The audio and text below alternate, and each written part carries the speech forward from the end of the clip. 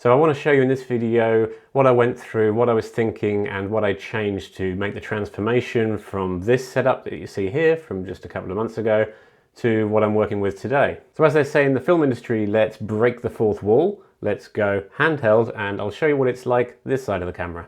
Reality in 3, 2, 1, welcome to reality. So this is actually the setup that I'm using, this is what I'm actually sitting in, and let me show you around. So before I go into the equipment that I'm using and cameras and lighting and all that, let me just show you the basics of the room layout itself, because this is really important to figuring out how to get everything to fit together right. So you probably can't really see here, but this is the size of the room that I'm working with.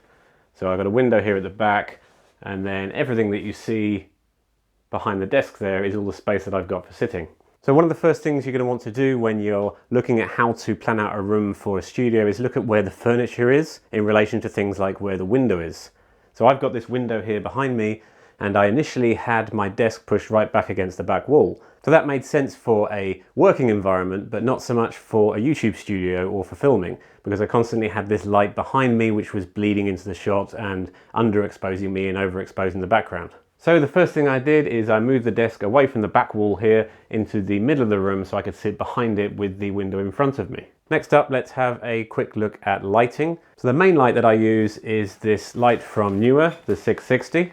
These are pretty cheap LED lights that you can pick up on Amazon. They're not overpriced. I'll leave a link in the description. What I love about these is that they're versatile, they have adjustable brightness, and for a small room like this, they're perfect. I don't even have this set up to full. On their own, they're a little bit bright, so in order to diffuse these, I literally just have a cover from an old softbox that I used to work with, and I just hang that over the front, and that's enough just to give me a bit of light diffusion over my face so it's not massively on me. So I've normally just got this one key light on me, and because I do most of my shooting during the day when there's ample daylight outside, what I've found is that I can adjust the curtains to let in a little bit more light that comes in on the other side, just as a little bit of fill. Again, this will depend on your room and your layout, but the trick is to experiment with what you've got. So look at where your windows are, look at where your natural lighting sources are, especially if you're like me and you normally film in the daytime. So let's step back and I'll show you what I've got happening behind the desk here. So for audio, I'm using this clip-on lav mic for this video, but normally if I'm doing sort of talking head tech videos, I'll use this Yeti Blue mic, and I've got this on a boom that I can swing over and pull in front of me when I'm recording. I've then got my main editing screen. This is also useful when I'm recording stuff sat at the desk. I'll often put a white screen on here because that will just give me some more diffused light coming in towards my face. Again, think outside the box, think of tips and tricks that you can use. And then here I've got my second laptop screen with the camera mounted above it. So I tend to sit at an angle looking at the camera, and the nice thing about having my laptop screen just below that is that I can keep some notes on there, which makes it easier just to glance down to see what my next paragraph is going to be or my next talking point is going to be. So this is a pretty simple setup. The camera is actually pretty old. It's an old EOS 250D, and with a stock lens on it, I find that's ample quality for this type of shooting. So next I started thinking about the background that I wanted in my shot. So I had my camera set up, and the first thing I did was look at what was in frame for the camera and what wasn't. So everything looks really neat and tidy behind me when I'm in shot, but I don't live like that. I'm actually a bit messy and I've got stuff all over the place. Let me show you.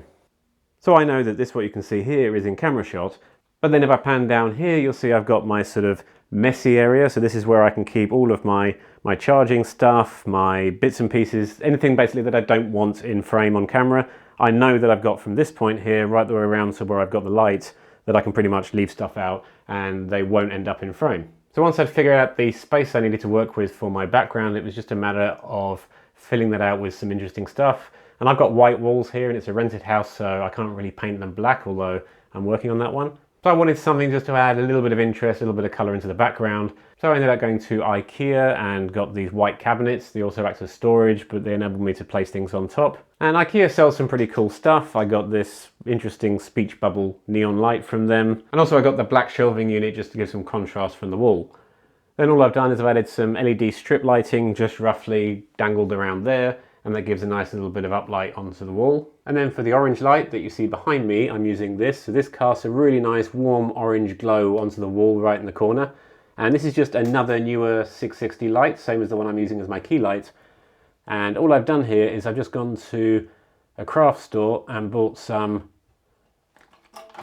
plastic sheeting, coloured plastic sheeting, which I've just cut out to size and then just placed it over the LED lights So this not only means I can have orange here, but I could also change this up to blue or green or anything else that I want to in the future. So I'm like really happy with this layout at the moment. As I say, a lot of my style of videos I like to do are more walking around vlogging style videos, but for a lot of my work I need to be doing sit down technical talking head videos, and I needed a better space to do it in.